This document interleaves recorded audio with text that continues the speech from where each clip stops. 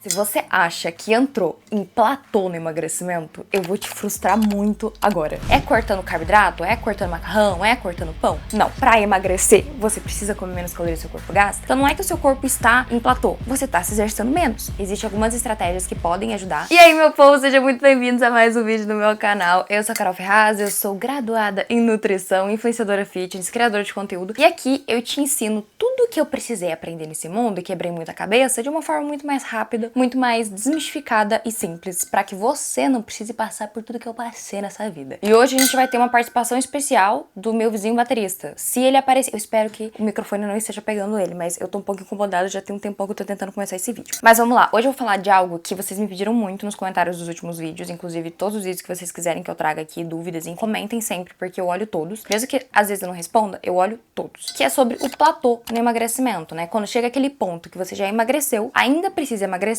só que por algum motivo tá ficando mais difícil. E aí você pensa, será que eu estagnei? Será que aconteceu alguma coisa no meu corpo? Será que, sei lá, meus hormônios mudaram? Por que que é tão difícil a gente continuar emagrecendo? Por que que é tão difícil aquela última gordurinha localizada sair? É isso que eu vou explicar pra vocês nesse vídeo. Eu acho que eu nunca vi um vídeo, não é me gabando não, mas, gente, nunca vi um vídeo tão completo de graça igual eu vou fazer esse aqui. Porque vocês vão entender tudo. Eu vou trazer alguns termos técnicos, mas eu vou adaptar pra quem não for da área da saúde, pra que vocês entendam tudo sobre esse processo. Antes de tudo, a gente precisa entender como que funciona o processo de emagrecimento. Como que a gente emagrece? É cortando carboidrato? É cortando macarrão? É cortando pão? Não.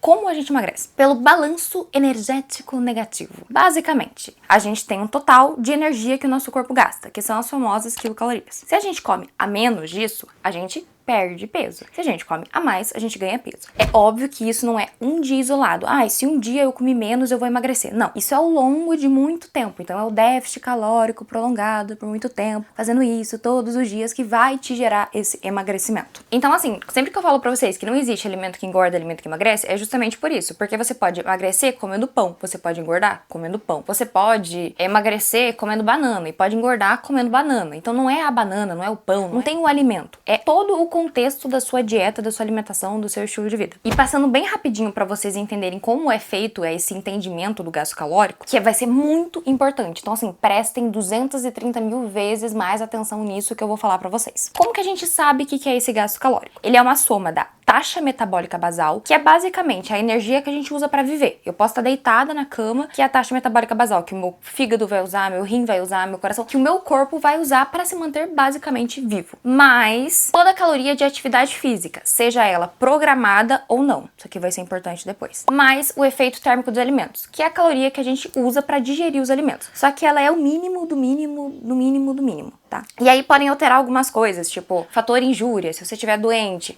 enfim, tem várias coisas que daí não vem ao caso aqui eu falo. E pra gente descobrir isso, a gente pode ou fazer um exame, que é o exame de calorimetria, que é um exame muito bom, que é o único exame que de fato mostra o quanto a gente gasta, que a gente consegue ter certeza. Só que o problema desse exame é que ele é muito caro e é muito difícil, não é todo lugar que tem. Então a gente faz o quê? A gente faz cálculo. Tem inúmeras fórmulas e cada fórmula é pra uma pessoa diferente, pra um tipo de pessoa diferente, cada nutricionista tem uma abordagem. Por exemplo, quando eu vou calcular a dieta do meu namorado, ele é atleta. Então eu sei percentual de gordura dele, eu sei que pra atleta a gente usa um tipo diferente, eu gosto de fazer, por exemplo, média aritmética entre duas fórmulas. Então assim, cada pessoa é diferente. Mas se a gente pegar a mais básica, o que as pessoas mais usam, que é a Harris-Benedict, a gente vai usar o que pra saber essa fórmula? A gente vai precisar basicamente do peso da pessoa, da altura e da idade. Então são 3 fatores que podem alterar ali o seu gasto calórico. Então uma pessoa de 60 anos vai ter um gasto calórico de uma pessoa de 20. Uma pessoa de 1,80 tem um gasto calórico diferente de uma pessoa de 1,50. Uma pessoa de 100 quilos tem gasto calórico diferente de uma pessoa de 60. Então são 3 fatores que eu tô explicando pra vocês da fórmula, pra vocês entenderem que são fatores que alteram. Por isso que muitas vezes você, mulher, não pode comer a mesma coisa que seu marido, porque seu marido come muito mais, tem mais peso, gasta mais, que é mais pesado, é mais alto. E a homem também, né? Homem gasta mais do que mulher. Beleza, a gente entendeu tudo isso, Carol. Entendi. E agora? Agora a gente vai entender que é o seguinte, no começo do emagrecimento, e aqui eu tenho certeza que você vai se identificar, é muito mais fácil. Você vai perdendo peso, perde 1 quilo, perde 2, começa a ver ali a diferença na roupa, vê a diferença na calça, no espelho, nas coisas, vai se sentindo uma autoestima melhor e chega a algum ponto que para. Simplesmente o seu peso não desce, ou se ele desce um pouquinho, ele volta, e você parece que parou, você não tá emagrecendo mais, não tá mudando mais, e você fica pronto. Entrei no famoso platô. platô. Entrei em platô no emagrecimento. E aí eu sinto te informar que não existe platô do emagrecimento da forma que vocês acham que existe. Vou explicar algumas coisas técnicas, depois a gente vai pra parte que como a gente corrige. Eu sei que tem muita gente que nesse momento acha que precisa de uma estratégia secreta, que acha que tá fracassada, que acha que não consegue mais, que acha que nunca mais vai mudar o corpo, que não, cheguei aqui, acabou, nunca mais vou mudar. E não é assim que funciona, tá? A gente consegue alterar, a gente consegue mudar usando algumas estratégias. Primeiro, o que vocês têm que entender? Pra emagrecer, você precisa comer menos calorias que seu corpo gasta. Essa restrição calórica ao longo de muito tempo, ela pode sim trazer alterações tanto comportamentais, quanto metabólicas, quanto endócrinas compensatórias. Carol, traduz. Vamos aos poucos. Tem um estudo muito legal, inclusive, Bia, coloquei o estudo aqui, que acompanhou um atleta, só que, veja bem, é atleta de fisiculturismo masculino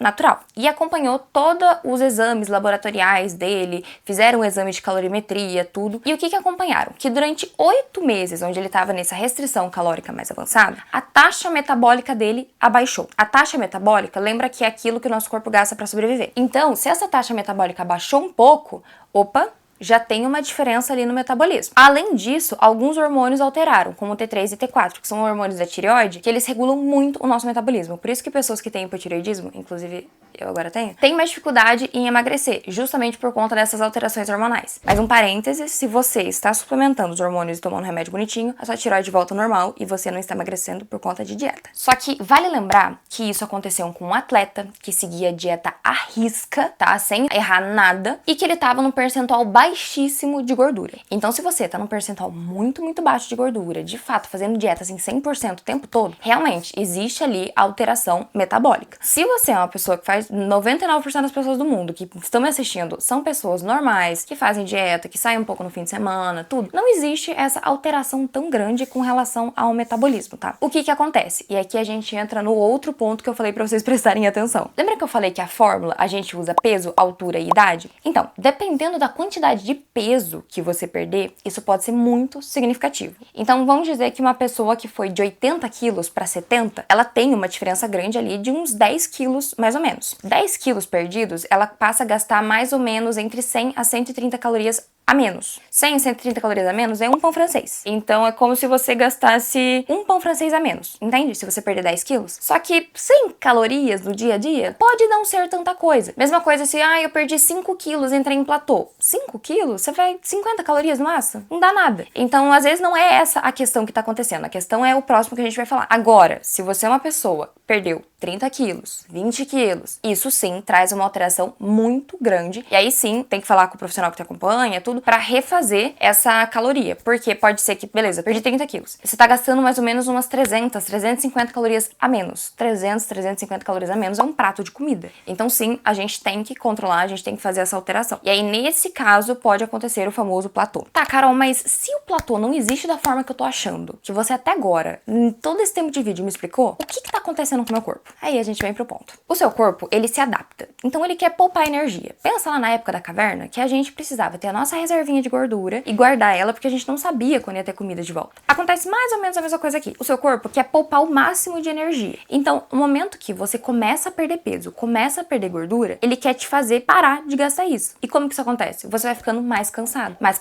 um pouco mais fadigado e você para de fazer atividades que antes você fazia. Então você acaba se gesticulando menos, acaba trocando muitas vezes, subia até de escada, começa de elevador, era mais ativo em casa, fazia mais as coisas, fica mais cansado, fica mais no sofá, fica mais sentado. E isso impacta diretamente em outro ponto daquele cálculo que a gente falou. Vejam que tudo que eu tô falando, eu tô linkando no cálculo, pra vocês verem que tudo tem um embasamento. Lembra da atividade física que eu falei pra vocês que não é uma atividade física programada? É o famoso NEAT. É toda atividade física que você faz, tipo, sei lá, passear com o cachorro, lavar roupa, lavar louça, qualquer coisa que não seja um exercício físico que você vai pra academia, que você vai fazer um esporte. E isso conta muito no gasto calórico. Tem gente que não dá nenhuma importância e conta muito. Então você tá começando a ficar mais sedentária. Mesmo que você faça exercício, você tá mais sedentária. E isso tá impactando diretamente no seu gasto calórico. Então não é que o seu corpo está em platô, você tá se exercitando menos. E uma das formas de aumentar, inclusive melhorar o seu emagrecimento, é tentar conscientemente aumentar esse gasto calórico. Então ao invés de você, vou pegar o elevador, vou pegar a escada rolante, vai de escada.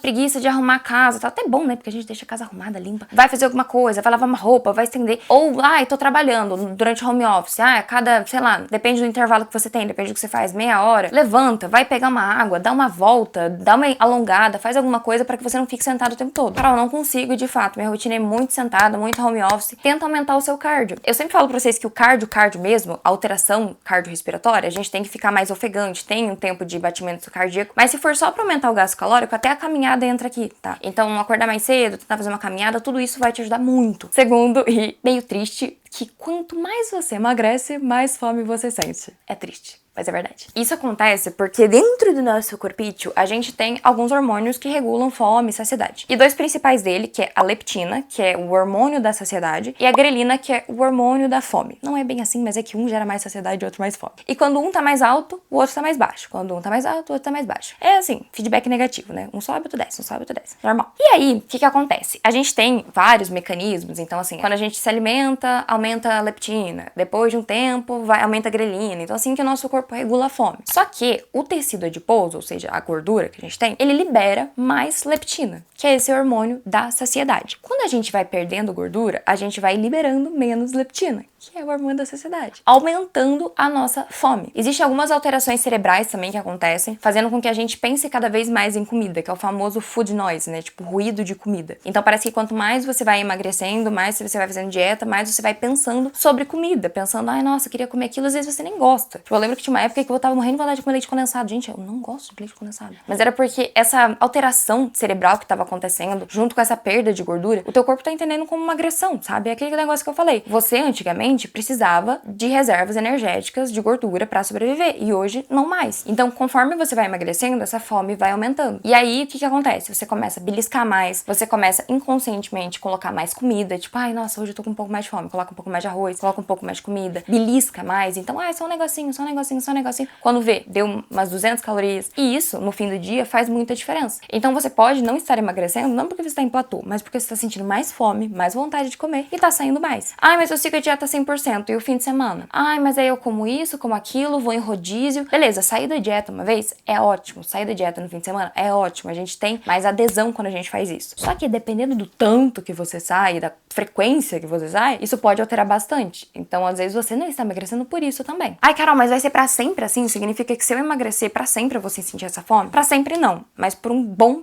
período. Tem literatura que mostra pra gente 1 ano, tem literatura que mostra pra gente 2 anos, então assim, é um processo muito psicológico e difícil até de fato estabilizar essa fome. A gente usa inúmeras estratégias pra melhorar a nossa saciedade. Se vocês quiserem um vídeo sobre isso, comenta aqui embaixo. Aliás, se até agora, com tudo isso de informação que eu trouxe no vídeo, a senhorita não se inscreveu, não deu pelo menos um like no canal, você tá perdendo de aparecer mais vídeos como esse pra te ajudar no seu processo. Então, com o tempo, vai acontecendo essa adaptação. Só que até chegar lá, a gente precisa de muita mentalidade, a gente precisa cuidar muito mais até de fato estabilizar. E é por isso que é tão difícil o último emagrecimento, né? Aquela gordurinha localizada, como que ela vai sair? Ela vai sair nesse último processo, porque é você perder gordura no corpo todo, até de fato aquela gordurinha localizada sair, que é só com dieta. É continuando, continuando e continuando. Por isso que esse final é tão difícil, porque exige muito mais do mental, exige muito mais maturidade pra você entender sobre isso. E eu poderia vir aqui falar pra vocês que, ai, porque tem tal suplemento, porque tem tal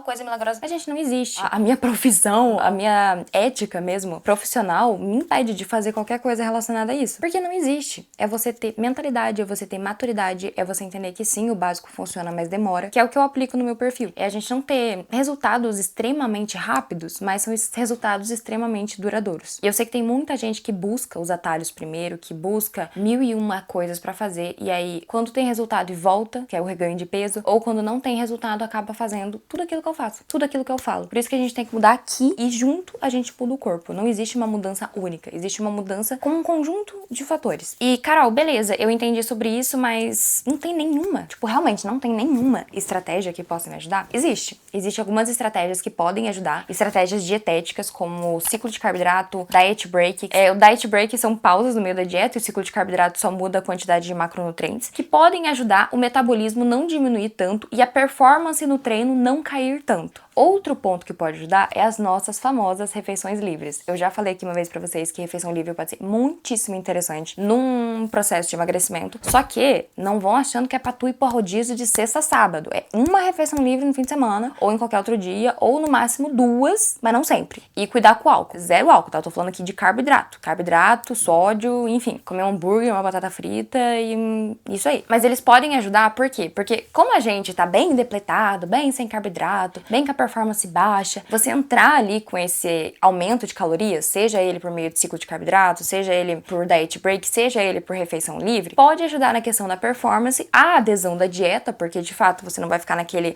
chato o tempo todo. E você gera mais energia ali, tipo um pico de energia ali, pra nos próximos treinos você aguentar treinar um pouco melhor. Então isso é muito interessante também. Só que lembrando, sem beliscar, cuidar com as comidas que vocês vão comer, não é pra fazer isso o tempo todo. Então refeição livre ajuda sim. Só que não é pra vocês levarem ao pé da letra e sair da dieta o tempo todo. Não é isso. Eu acho que foi o melhor resumo que eu consegui fazer sobre isso da forma menos técnica possível. Eu tentei não deixar tão técnico, mas tem coisa que não dá, gente. Eu espero que eu tenha conseguido ser bem didática nesse momento, porque realmente eu quero que vocês entendam os processos, quero que vocês entendam como as coisas acontecem. E aí, Carol, beleza, eu entendi emagrecimento, tá, não sei o que, não sei o que. Como que eu coloco isso na minha rotina? Porque eu acho que a coisa que mais tá me brecando agora é rotina. Não tô conseguindo encaixar rotina, não tô conseguindo criar uma rotina de treino, de dieta, começo, me frustro, começo e paro, faço alguma semana e paro. Então, minha filha, a dica é, primeiro, para de ficar vendo vídeo de produtividade. Segundo, veja o próximo vídeo que eu vou trazer aqui no canal pra vocês, que vai ser exclusivamente como eu montei uma rotina pra mim. Não é pra vocês copiarem a minha rotina, mas é pra vocês, a partir do que eu fiz pra mim, entenderem como que vocês podem aplicar pra vocês e, de fato, terem resultados reais. Porque não adianta vocês quererem buscar a rotina perfeita, a rotina perfeita, a coisa mais maravilhosa do mundo, se você não consegue aplicar isso no dia a dia. É isso, meu povo. Eu espero que esse vídeo tenha te ajudado muito. Se te ajudou, não esquece, curte, comenta, se inscreve, clica ali, manda pra uma amiga que tá precisando escutar isso, porque eu sei que tem muitos vídeos aqui que eu trago que ajudam não só vocês, mas muitas outras pessoas. E o YouTube tá um saco, então me ajuda muito a entregar pra mais pessoas, tá bom? Um beijo e até o nosso próximo vídeo.